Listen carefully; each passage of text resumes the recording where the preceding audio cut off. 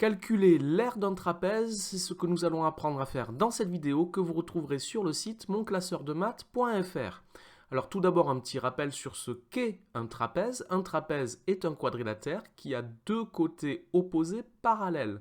Et ces deux côtés sont ses bases. Il y a la petite base et la grande base. Alors voici un trapèze. Je vais noter grand B, la mesure de sa grande base, et je vais noter petit b, la mesure de sa petite base.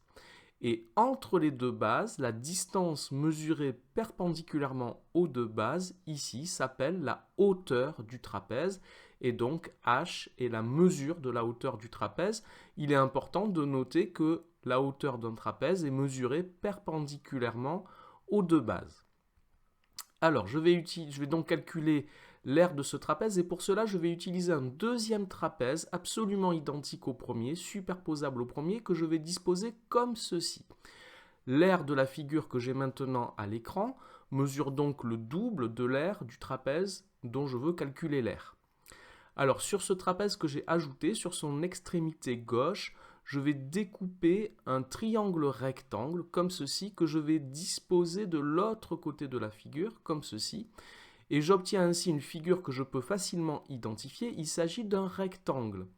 Alors la largeur de ce rectangle, c'est la hauteur h du trapèze initial et la longueur de ce rectangle, c'est la somme des deux bases. Si je représente ici la mesure de la petite base, la longueur du rectangle, c'est petit b plus grand B. Alors je sais calculer l'aire d'un rectangle, longueur fois largeur.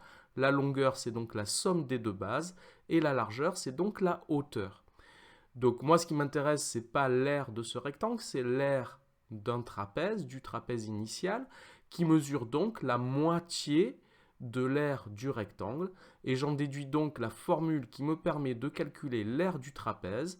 C'est la moitié de l'aire du rectangle, c'est-à-dire la somme des mesures des deux bases, grand B plus petit b, fois la hauteur du trapèze, fois h, le tout divisé par 2, donc grand B plus petit b fois h sur 2.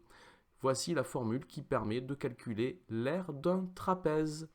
Cette vidéo est maintenant terminée. Merci de l'avoir regardée. N'oubliez pas de lui donner un j'aime, de vous abonner à la chaîne. Merci, au revoir.